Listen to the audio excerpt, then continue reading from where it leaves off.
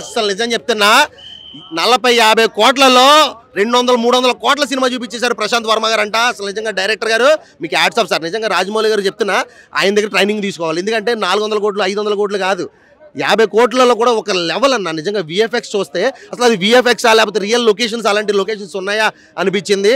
అసలు నిజంగా లాస్ట్ 10 నిమిషాలు అయితే గూస్ బంప్స్ ఆ హెలికాప్టర్ షాట్ సీన్ చూస్తుంటే అయ్యో బాబు నిజంగా ఆంజనేయ స్వామి కింద దిగొచ్చి చేసరా ఇలా పట్టుకుని హెలికాప్టర్ని పట్టుకుని తాడేసుకో. నిజంగా వేరే సినిమాల్లో వేరే చూపిస్తే ఏంద్ర ఈ ఓవరాక్షన్, ఏంద్ర ఈ బిల్డప్ షాట్స్, ఈ బిల్డప్ సీన్స్ ఏంద్ర అనుకుంటా. ఈ సినిమా చూస్తే మాత్రం అసలు ఎవరికి అనిపించదు, రియల్గా ఉన్నట్టు ఉంటుంది. ఆ లెవెల్లో ఉంది. లాస్ట్ అయితే ఆంజనేయ స్వామి ఎంట్రీ అయితే మాత్రం అన్నా పిచ్చి లేచిపోయింది అంతే. అసలు సత్య గాల్లో ఇలా తేలుతూ ఉంటే వెనకాల నుంచి కట్అవుట్ వస్తూ ఉంటుంది ఆంజనేయ స్వామిది. అబ్బాబ్బాబ్బా గూస్ బంప్స్ వస్తాయి అన్న. 10 నిమిషాలు లాస్ట్ క్లైమాక్స్ అయితే ఒకటే అన్న. హనుమాన్ సినిమాలో డిసప్పాయింట్ అయ్యాను నేను. ఎక్కడంటే సినిమా అప్పుడే అయిపోయిందా, ఇంకా సేపు ఉంటే బాగున్ను అబ్బా అనిపించింది నిజంగా అన్న. సినిమా ఇంకా సేపు ఉంటే బాగున్నాయి, అయిపోయింది అప్పుడే.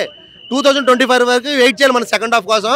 సో ఎప్పుడు వస్తుందా నిజంగా సెకండ్ హాఫ్ మాత్రం వేరే లెవెల్ అన్న. సత్య చైల్డ్ ఆర్టిస్ట్గా వచ్చి ఈ రోజున పెద్ద హీరోలకి పోటీ ఇచ్చే లెవెల్కి సినిమా రావడం అనేది నిజంగా చాలా అంటే చాలా సంతోషంగా ఉంది నాకు. సౌత్ ఇండియా తెలుగు సినిమాలు మనకి ఎక్కడో నార్త్లో థియేటర్లు దొరుకుతున్నాయి. హనుమాన్కి ఎన్ని థియేటర్లు దొరికిన నార్త్లో మనకి ఇక్కడ దొరకలేదు. కానీ ఖచ్చితంగా చెప్తున్నా 2 రోజుల్లో 90% థియేటర్లు కేవలం హనుమాన్గా ఉంటాయి. ఈ సంక్రాంతి సినిమా అంటే అది కేవలం హనుమాన్. 2024 సంక్రాంతికి బెస్ట్ మూవీ హనుమాన్ డెఫినెట్గా అంతే. ఆయన హనుమాన్ మూవీ అయితే చాలా బాగుందన్న. విజువల్స్ కానీ గ్రాఫిక్స్ కానీ చాలా మంచిగా. అసలుకి మన గెటప్ సీన్ క్యారెక్టర్, ఆ పాల క్యారెక్టర్ ఉంటుంది కదా, అన్నది కూడా ఏమన్నా కామెడీ రోల్ వెళ్ళిపోతుంది. ఇంకోటి మన సత్యది పిచ్చికెళ్ళి ఉంటుంది, గూడది ఏమన్నా కామెడీ ఉంటుంది, అది కూడా హైలైట్ ఉంటుంది నిజంగా. అంటే నాకైతే అది కూడా చాలా బాగా అనిపించింది. తేజ సజ్జ చిన్న ఏజ్లో కూడా ఇంత మంచి యాక్టింగ్ చేయడం అంటే మామూలు అనిపించలేదు. అసలుకి రేపు జనవరి 22న రామ మందిరం ఓపెనింగ్ ఉంది కదా, నార్త్ సైడ్ అయితే ఫుల్ ఊపుతుంది. క్లైమాక్స్ కూడా చాలా బాగుంది. పార్ట్ 2 కూడా ఉంది అన్న 2025లో వస్తుంది. ప్రశాంత్ వర్మ యూనివర్సిటీకి అయితే, సినిమా యూనివర్సిటీకి అయితే చాలా బాగుంది. దీంట్లో ఇంత మంచిగా తీస్తున్నాడంటే నేను ఎక్స్పెక్ట్ చేయలే. బ్యాక్గ్రౌండ్ మ్యూజిక్ కూడా చాలా అసలు ఎక్సలెంట్ ఉంది. ఆ పవర్స్, సూపర్ పవర్స్ తీసుకొని అవన్నీ ఎట్లా చేసేది. ఇంకోటి వరలక్ష్మి శరత్ కుమార్ ఎప్పుడు నెగిటివ్ రోల్ చేస్తాడు, కానీ దీంట్లో పాజిటివ్ రోల్ చేసి తమ్ముని కోసం అన్న ఎమోషన్స్తో రా అక్క. వరలక్ష్మి శరత్ కుమార్ అక్క ఏడిపించేసిందరా, చాలా బాగా ఏడిపించేసిందరా, అంత మంచిగా ఏడిపించేసిందరా. ఏమని ఎమోషన్ అక్క, తమ్ముడు ఎమోషన్ చాలా ఏడిపించేసింది. నాకైతే బాగా అనిపించింది అన్నా. బాబా అన్నా నువ్వు ఇదో డిస్టర్బ్ చేయకు అని నేను మొదలే ఎమోషన్లో ఉన్నా. ఎమోషన్లో కొట్టేయగలను. నిజంగా చాలా బాగుంది, మంచిగా అనిపించింది. ఆ లవ్ స్టోరీ కానీ ఇవన్నీ మంచిగా క్యారీ చేసుకుంటా మంచిగా వచ్చిన. ఊర్లో పాలేర్లు, బందిపోట్లు పడే సీన్స్ కూడా, గ్రాఫిక్స్ కూడా ఎంత మంచిగా ఉండవంటే డీటెయిలింగ్ ఉండేవి నిజంగా. అంటే ఆదిపురుష్ కన్నా చాలా ఇది. ఆ ఓం రావుత్ ఇది చూసి నేర్చుకోవయ్యా, నువ్వు ఆడ ఏదో తీసి కాదు, ఇది చూసి గ్రాఫిక్స్ నేర్చుకో, తెలుస్తుంది.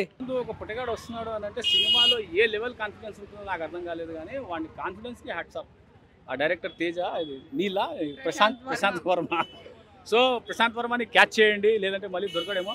చిన్న బడ్జెట్లో ఏమన్నా విఎఫ్ఎక్స్ అది, వాట్ ఆ విఎఫ్ఎక్స్ సార్.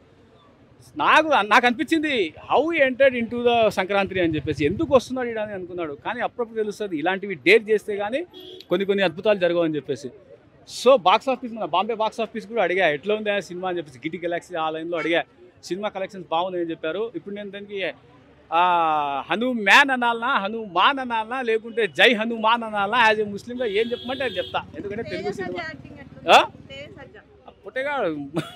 సో ఆ సినిమాకి ఆ పిల్లోడే సరిపోయాడు అన్నట్టు ఉంది. ఇన్ కేస్ వేరే ఎవరన్నా ఇస్తే కూడా మళ్ళీ డౌట్ ఎంతవరకు న్యాయం చేయగలరని చెప్పేసి. సో అతనే కరెక్ట్ అనిపించింది సినిమాకి. హైదరాబాద్ శివార్లో షూటింగ్ నడిచింది దీన్ని. ఎవరికన్నా ఆవకాయ చట్నీ ఏనికి రాకపోతే తేజాని అడగండి, ఆ పిల్లోడు బలేసిన ఆవకాయ చట్నీ దాంట్లో సింపుల్గా. And even though BGM, even though VFX, అన్నిటికంటే ద కరేజ్ తేజ అండ్ ఆ తేజ ప్రశాంత్, ఆ కరేజ్ నాకు చాలా బాగా నచ్చింది. అందుకు సినిమా 1-2 సార్లు చూసినాను. మరి ఇన్ని సినిమాలు చూడాలంటే మాటలా ఎస్బీఐకో ఆర్బీఐకో చెప్పి ఇంత లోన్ ఇప్పియండి, మేమంతా మీడియాలో చెప్తా ఉన్నాం, ఏదో పే చేయండి సినిమాలకి, 50 పైసలు. చూద్దామంటేనేమో టికెట్ రేట్ పెంచేస్తూ ఉన్నారు, ఓటీటీలో చూద్దామంటే ఫిలిం అసలే.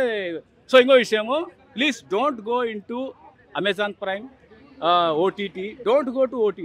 హనుమాన్ మూవీకి దయచేసి ఓటీటీకి వెళ్ళంటుంది, థియేటర్లో చూడండి. Just wait for 1 or 2 days, then automatically the Hanuman movie will blast.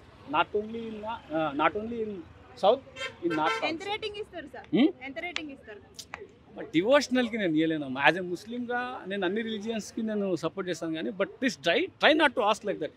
Even though in Adipurush many people ask me what అంటే అబౌట్ ద మీరు రేటింగ్.